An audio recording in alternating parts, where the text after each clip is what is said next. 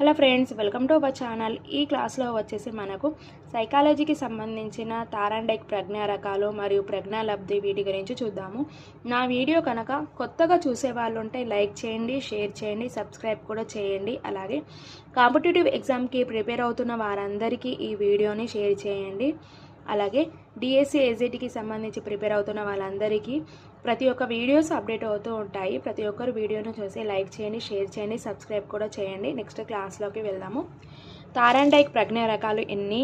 3. తారాండైక్ ప్రజ్ఞా రకాలు ఎన్ని? 3. అవేంటి? అమూర్త ప్రజ్ఞ, యాంత్రిక ప్రజ్ఞ, సామాజిక ఆరు సాంఘిక ప్రజ్ఞ. అమూర్త ప్రజ్ఞ వచ్చేసి ఏంటేంటి మనకు మాటలు, భాషలు, సంఖ్యలు, చిహ్నాలు, గుర్తులు అర్థం చేసుకున్నవి ప్రజ్ఞ. అంటే మ్యాథ్స్ ప్రాబ్లమ్స్ చేయడం, మాటలు, భాషలు, సంఖ్య, చిహ్నాలు, గుర్తు అర్థం చేసుకునే ప్రజ్ఞ ఏంటి? అమూర్త ప్రజ్ఞ. నెక్స్ట్ వచ్చేసి యాంత్రిక ప్రజ్ఞ ఏంటి?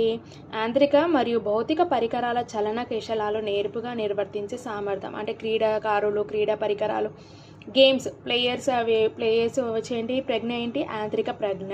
నెక్స్ట్ వచ్చేసి సామాజిక సాంఘిక ప్రజ్ఞ ఏంటి?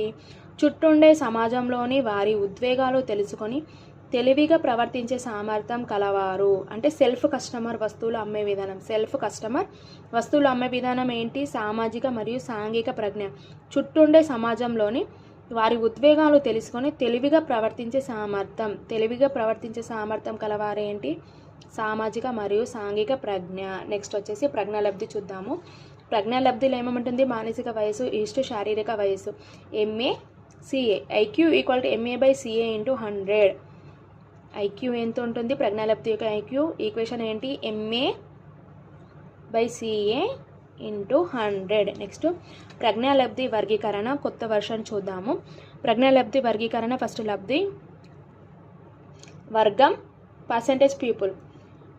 20 కంటే ఎక్కువ ఉన్న ఏంటి లబ్ధి? తక్కువ 3 అంటే 1.5% ఉంటుంది. 20 to 15 మధ్యన ఉన్న వాళ్ళని బుద్ధిహీనులు. అంటే